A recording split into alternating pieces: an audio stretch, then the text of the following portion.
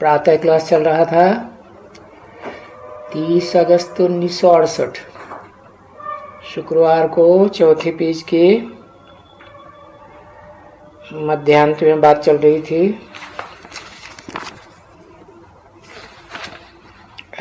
गुरुओं की। वो सब जिस्मानी गुरु है और ये तुम जानते हो कि ये जो तुम्हारे सामने बैठा है ये कौन है? ये जिस्मानी गुरु है या रूहानी गुरु है? 68 की मुरली है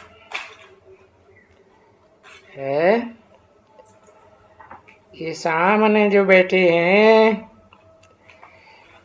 ये विचित्र है। इनको वो शरीर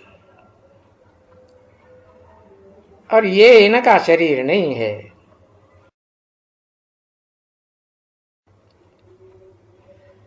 बाप बोलते हैं बच्चे ये मेरा शरीर नहीं है,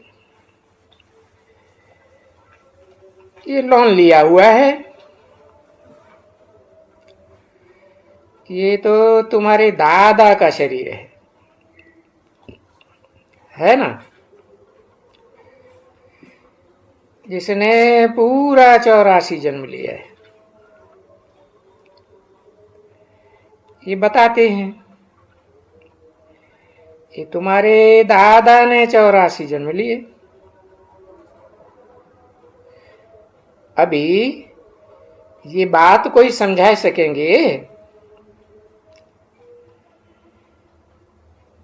कि ये कलाबद्ध कृष्ण की आत्मा है और ये 84 जन्म के चक्कर में आती है?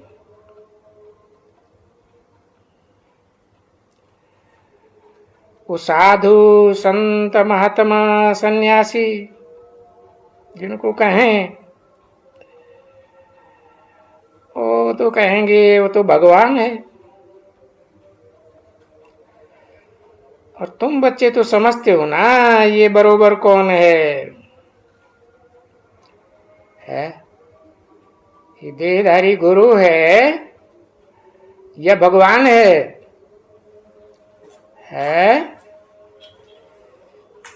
ये बाप कहते हैं ना कि ये है बहुत जन्म के अंत के जन्म का भी अंत में, और मैंने इसमें प्रवेश किया। तुम बच्चों को सुखधाम ले चलने के लिए, नहीं तो भला हम तुमको कैसे समझा दें? बिना शरीर के कैसे समझावेंगे? मुख तो चाहिए, शरीर चाहिए ना, कान चाहिए, मुख चाहिए। तो देखो इसको गौमुख कह देते हैं। तो देखो तुम कहां जाते हो? गौमुख पर कितना दूर दूर जाते हैं। और ये देखो गौमुख यहां भी है, माउंट आबू में। समझा ना? ये भी यादगार है।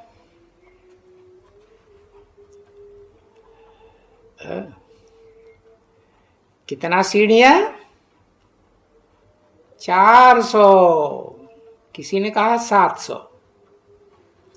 हाँ 700। तो ये 700 डाके हैं। डाके सीढ़ी होती है ना तुम्हारे चढ़ने की,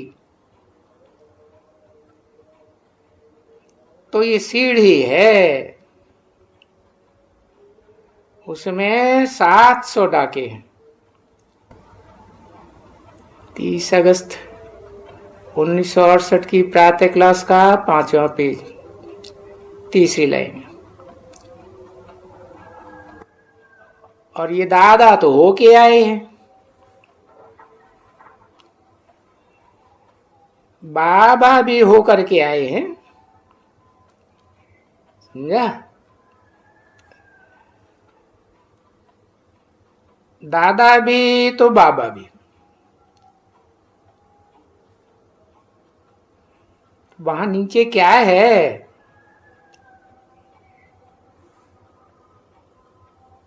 गौमुख में वहां भी पहाड़ी है, पहाड़ी से एक गौमुख बनाई दिया है।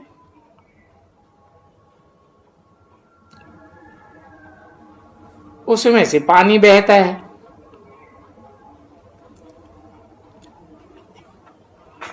पत्थर का बनाया हुआ है।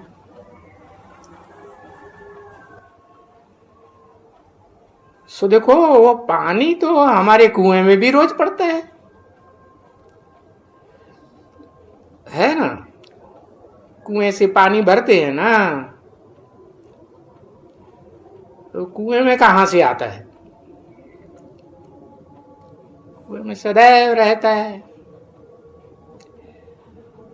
और ये कभी बंद नहीं होता है।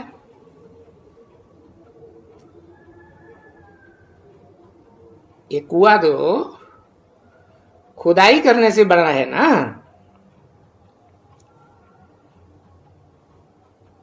तो खनन किया जाता है, मनन चिंतन मंथन की बात है।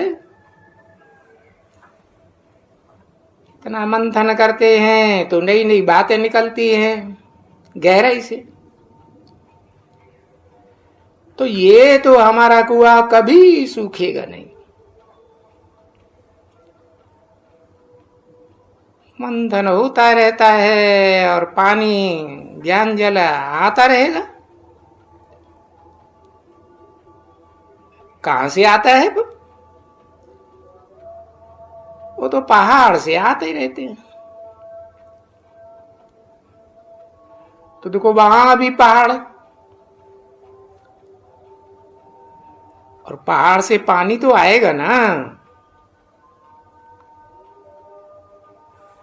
सो भी वहां पहाड़ पर कोई कुआं नहीं भरते हैं।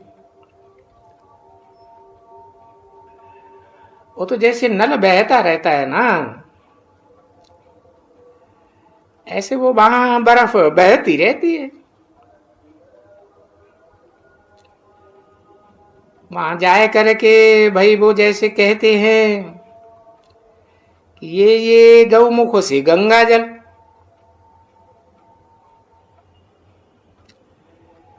सो भी जमुना का, जमुना बमुना का भी नाम लेते हैं। वो नहीं कहते हैं जमुना जल, गंगा जल का नाम लेते हैं। और जब कोई बड़ा दिन आता है ना, तो बड़े दिन में वहां स्नान करने जाते हैं।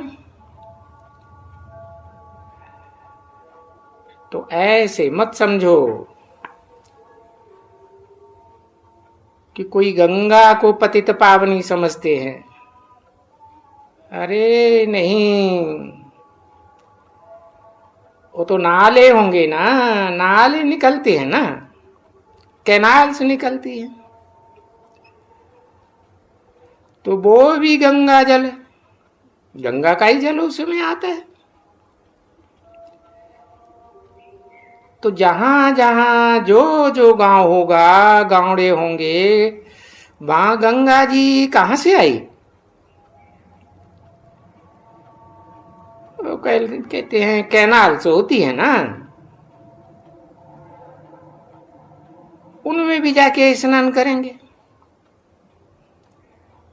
और कोई भी जगह नहीं होगा तो नल पर, नहीं तो कुएं पर, उसमें स्नान जरूर करेगा।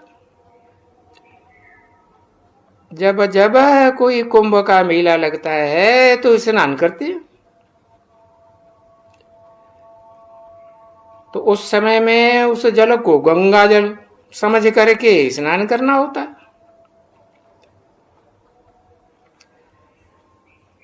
अब है नहीं, ये तो मूर्ख, सच तो नहीं है ना। झूठ हो गया ना। कुंभ नाम रख दिया। कुंभ तो घड़े को कहते हैं, है बुद्धि रूपी घड़े की बात। अब गंगा जल की तो बात नहीं है ना। पतित को पावन बनाना है तो कोई पानी से थोड़ी ही बनाना है कि भाई ये मिट्टी से बना शरीर ये पानी से पावन बन जाएगा। ये तो सड़ते रहने की चीज है, विनाशी चीज है। हाँ, आत्मा की बात है। आत्मा ज्ञान जल से पतित से पावन बनती है। तो अभी तुम देखते हो ना कितना भक्ति मार्ग में चलता है। अभी है वो ऐसे बरोबर है, और इसका अर्थ ही वहां लगा हुआ है संस्कृत में। बच्चे, संस्कृत किसको कहते हैं? हे आत्माएं, माम एकम याद करो। संस्कृत माना सुधारा हुआ। तो ये है सुधारी हुई बात कि देह के सभी धर्म छोड़ अपन को आत्मा निश्चय करके माम एकम याद करो, तो तुम्हारी आत्मा के सारे पाप सारे मैल धुल जाएंगे। और मैं गारंटी करता हूं कि तुम्हारा जन्म जन्मांतर का पाप कोई एक जन्म की बात नहीं है, जन्म जन्मांतर की बात है। कहते हैं ना, जबकि मैं जन्म जन्म की पापिन हूं, या कहेंगे मैं जन्म जन्म का पापी हूं। तो देखो सबको याद तो रहता है ना।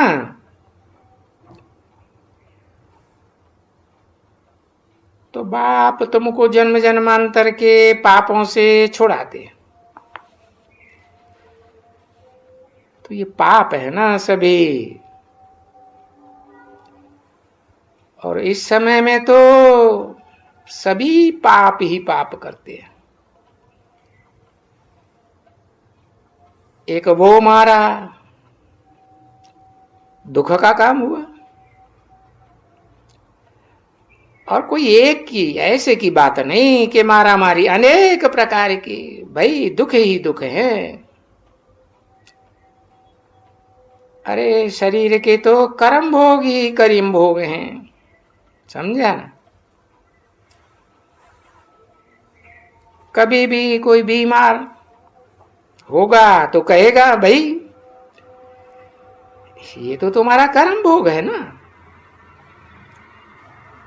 अरे कहां से आया? आगे जन्म में पाप किया है, शरीर से पाप किया है ना, सो देखो भोगता है।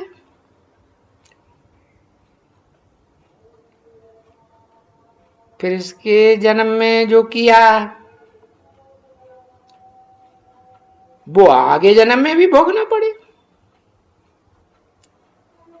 ऐसे ही कहेंगे ना। तो जो भी जन्म मिलता जाएगा उसमें दुख ही दुख, और फिर बोलते रहेंगे ये कर्म का हिसाब किताब है। तो बाप आकर कहते हैं कि देखो अब कितने जन्म और कितने कर्मों का हिसाब, 63 जन्मों के कर्मों का हिसाब किताब है। जब से अपन को देह समझना शुरू किया, नहीं तो पहले तो अपन को देवात्मा आत्मा समझती थी ना।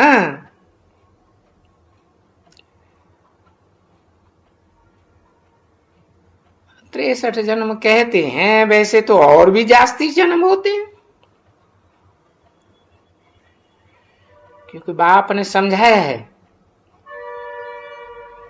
कि ये इसे थोड़ी थोड़ी जरी सी कलाएं कमती होती रहती हैं।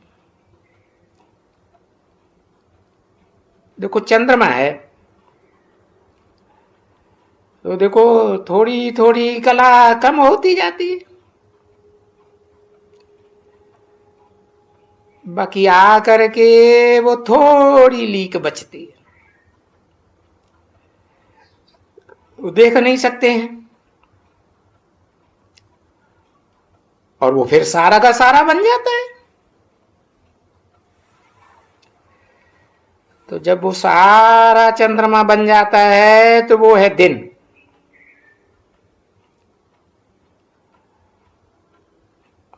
और जो लीक है वो भी नहीं बचती तो कहते हैं रात का।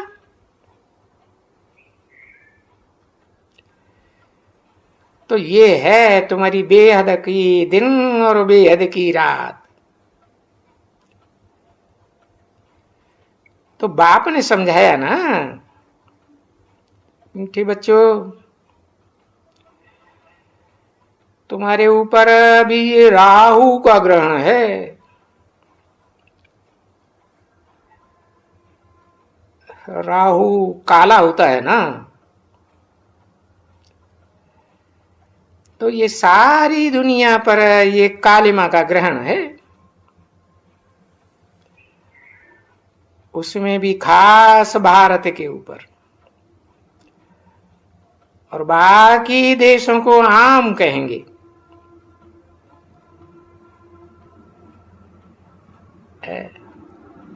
कि ये भारत को ही दशाएं वगैरह लगती हैं।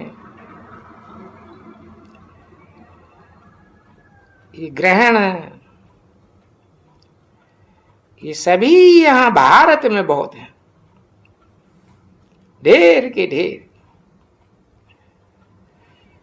और फिर भारत में ही बाप आकर के समझाते हैं। तो ये तो जानते हो ना, तुमको अभी रावण का ग्रहण है, ठीक है ना। रावण के ग्रहण को कहेंगे राहु का ग्रहण।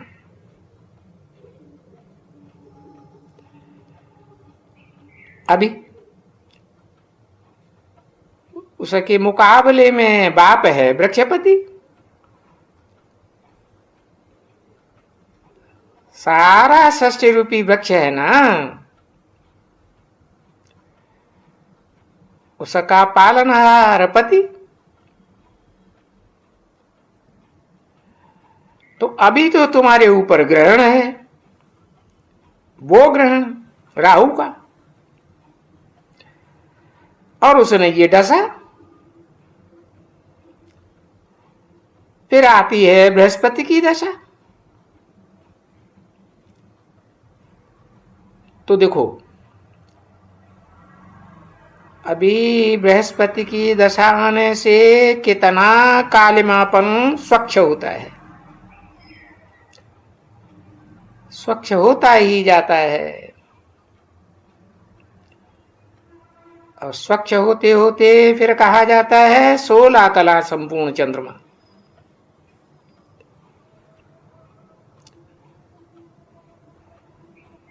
अभी इस जमाने में कोई आत्मा 16 कला संपूर्ण होगी? 16 कला संपूर्ण को तो पक्का देवता कहा जाता है। अभी तो नहीं होगी। हाँ थी, किसकी थी? कहेंगे तुम बच्चों की थी। तुम्हारी 16 कला संपूर्ण थी, और अभी कोई की भी कला बाकी जैसे रही ही नहीं। क्योंकि सब तमो प्रधान बन रहे हो। तो अभी ये बात की भी समझ है बच्चों में कि मनुष्य बरोबर 84 जन्म लेते हैं।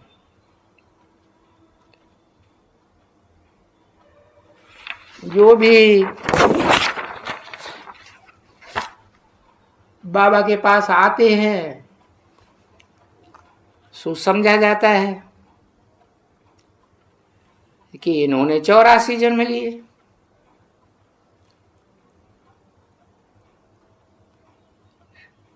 कहेंगे कि न 83 लिए, न 82, न 81। हाँ, बाद में कमती होती जाती है। तो पहले पहले तो कहेंगे ना सबसे जास्ती 84। 30 अगस्त 1968 की प्रातः क्लास का 6ठा पेज। तो अभी बाप ने समझाया है कि आत्मा और मैं परमात्मा, इनके लिए गाया जाता है आत्मा परमात्मा अलग रहे बहुकाल। और सुंदर मेला कर दिया जब सदगुरु मिला दलाल।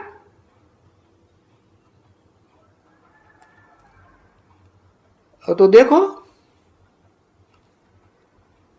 कितना पूरा हिसाब बाप समझाते हैं। कहते हैं बच्चे तुम मेरे से पहले पहले आए हैं, मेरे से जुदाई लेकर के पार्ट बजाने के लिए आए हैं इस दुनिया में, और तुम ही पहले पहले आए हैं। तो बहुत काल तुम जुदा हुए हो हमारे से।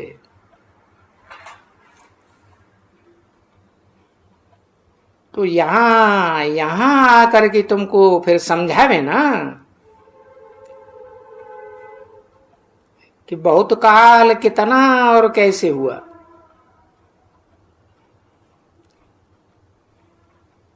वहां नई दुनिया में तो तुमको नहीं समझाएगा ना।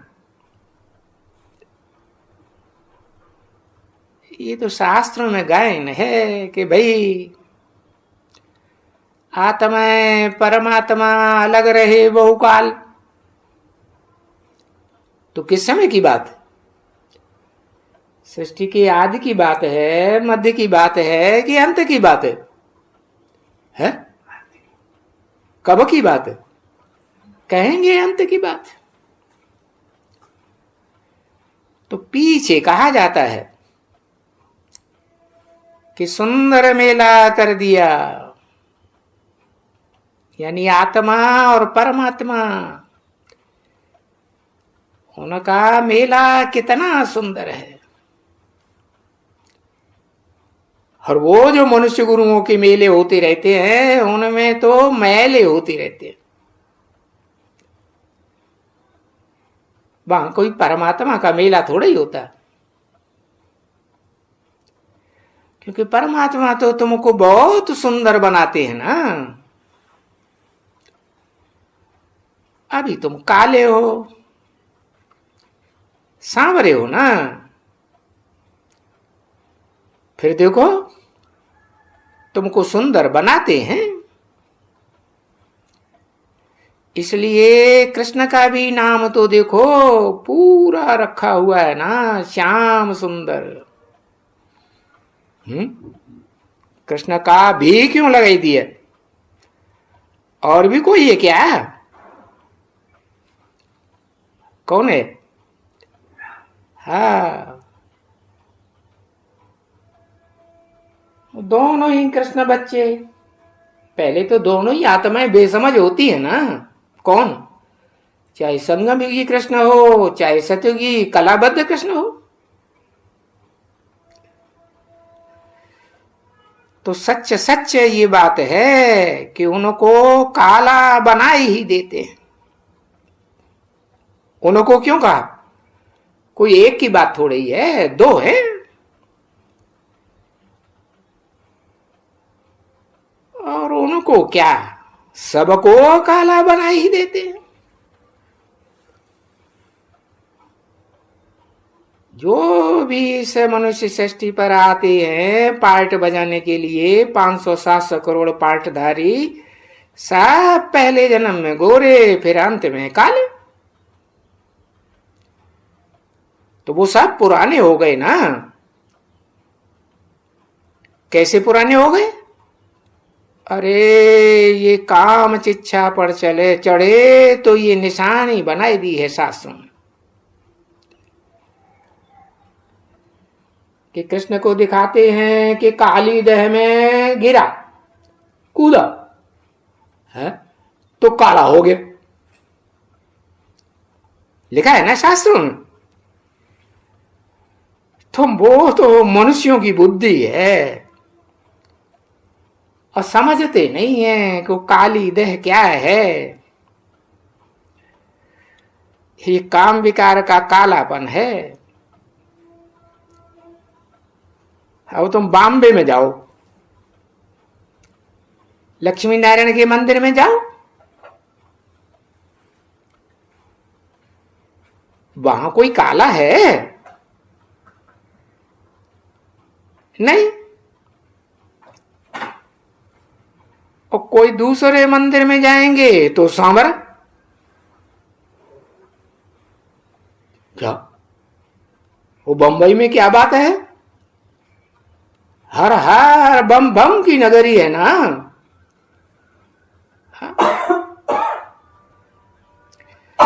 अब बाबा काला कहते हैं, होते सांवरा है। तो तुम देखेंगे कि बरोबर सांवरे। तो फिर देखो उनकी जोड़ी को, एक सांवरा तो दूसरा गोरा, उनको गौरी कह देते हैं। ऐसे भी होता है। अरे ऐसे हमारे पास चित्र बहुत हैं। बोलो तो अभी निकाल करके दिखाऊं? अरे दिखलाने के लिए बाबा ने बहुत चित्र खरीद करके रख दिए। ये नाम है, ऐसे ऐसे काम किए हैं तो नाम रखे हैं, बकासुर, अकासुर, पकासुर, जाने क्या क्या नाम रखे हैं सभी। और तुमको याद में क्या आते हैं? सिर्फ इस समय जो बैठे हो, तो जिसके सामने बैठे हो बाबा और स्वर्ग, ठीक है ना? क्योंकि जैसे बच्चे होते हैं, बाप को याद करेंगे तो बादशाही जरूर मिलेगी, वर्षा मिलेगा ना। तो अभी तुम बच्चों को क्या याद आता है?